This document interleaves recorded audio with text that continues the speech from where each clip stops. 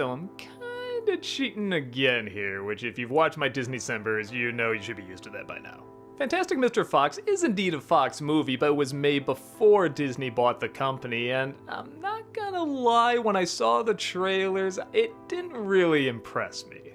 Not that the animation style didn't look good or that I wasn't a fan of Roald Dahl, but there was just something about that time and place where I was starting to get sick of Wes Anderson. And I know you know what I'm talking about.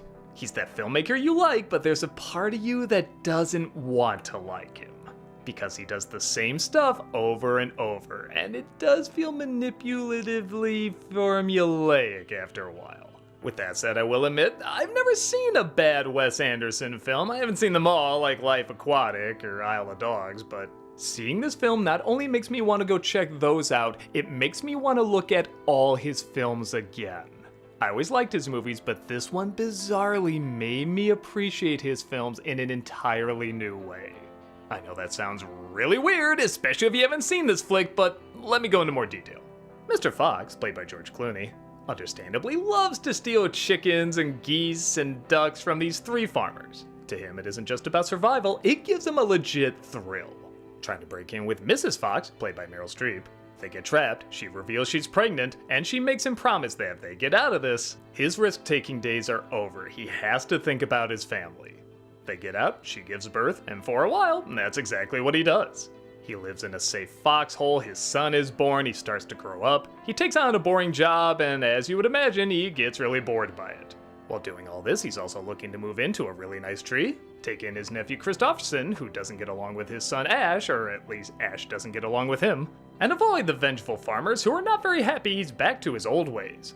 Okay, so this doesn't sound like that complex a story, and on the surface it isn't. There's a lot of familiar notes here, wanting to relive the good old days to kids that are trying to get along, trying to keep something from your significant other, a best friend constantly saying he should know better, getting in over your head, and eventually coming to grips with reality and smoothing things over, getting out of that predicament.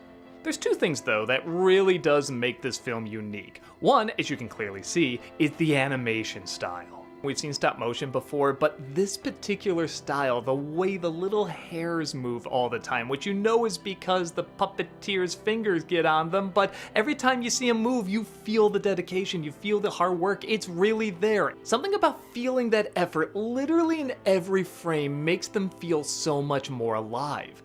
I'm sure computers were used once or twice in this too, but I think the idea is that everything you see is man-made, and the computer usually just lay those man-made things on top of each other, like there's a few layers to it. But everything you're looking at physically looks like it's really there.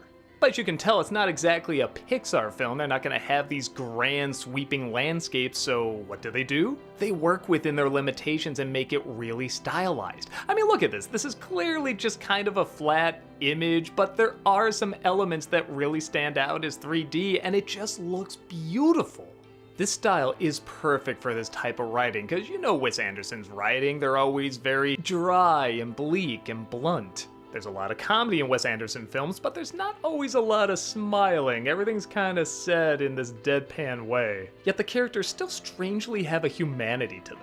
So the small, subtle reactions on these puppets actually do go a long way. Even with a lot of zany slapstick stuff going on, but it never feels too cartoony or over the top. It's balanced out just the right way.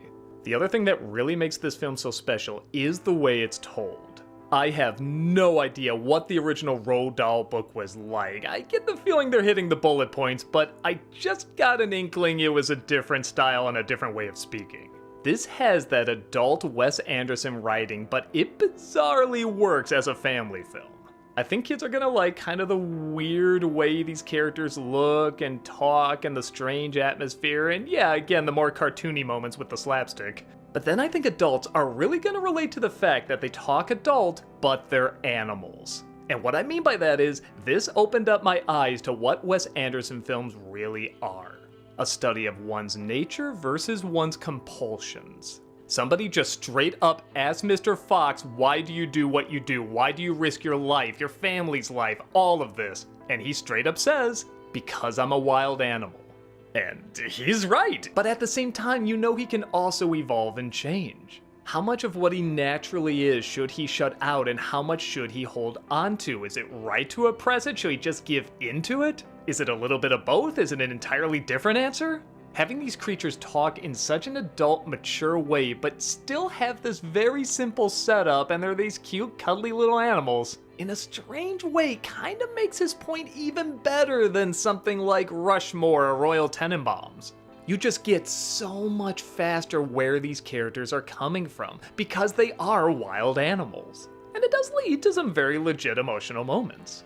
Again, you always have those scenarios where one kid doesn't get along with another and they always kind of fight, and there's one scene where, like, the nephew visiting has a family member who might not live, and the son is telling him, "No, you sleep on the ground, don't be anywhere near me," and he starts to cry. The son climbs down, he just turns on this little model train, and they just kind of watch it.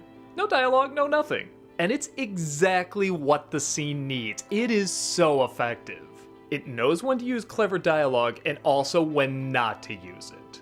I feel like I can relate to every single character in this. Even the farmers, I know they're the villains, but their livelihood is being stolen from them. Yeah, I kind of see where they're coming from. I'm still rooting for Mr. Fox, but I relate to them. This movie works on so many levels, and I'm so happy that not only is there a Wes Anderson movie that works for adults, but also for kids. Because it is so different from what kids see, and I think will be kind of challenging because of that, but I think the simple story and the relatability will make kids want to watch it too, and then come back to it years later as an adult and relate to it in a completely different way. I'll just say it, this might be my favorite Wes Anderson movie. I know now why everybody was saying I should check it out, and critics were praising it, and why there's a Criterion version of it. It's overwritten at just the right moments it needs to be overwritten. It's simplified at just the right moments it needs to be simplified. It looks really complex, but also deceivingly simple at the same time. Yes, it's technically the same Wes Anderson stuff you're used to, just in animation with animals, but it's still done the best way it can be done. It's often dry and cold, but also heartfelt and poignant. Wild and zany, but also adult and mature. A run-of-the-mill Wes Anderson movie, but also somehow the best thing he's ever done. Yeah, for what I've seen, like I said, I guess I do have a few more films to check out. And not only do I want to see those, I honestly want to watch all his films again to see if I enjoy them more. And really, what higher praise can you give a movie? It literally changed the way I looked at all of an artist's work. I guess there's no other word to use to describe it, but fantastic.